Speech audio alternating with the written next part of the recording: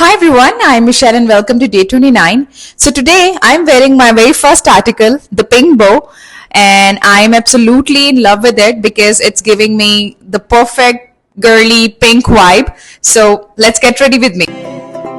हीरे कुफर करे अख न खड़े बॉडी संग मर मर पहुंच तो परे कादा कड्डे वैर करे दिल न पले टैटू तेरे लक ते तू कर दिसले सपनी जी दूर वेग चढ़दी है लोर 15 लाख करे नित 10 कोर हेर नु फ्लिक करे मुंडे थोड़े सिक करे एक ना तू पिक करे नखरा करोड़ हीरे कुफर करे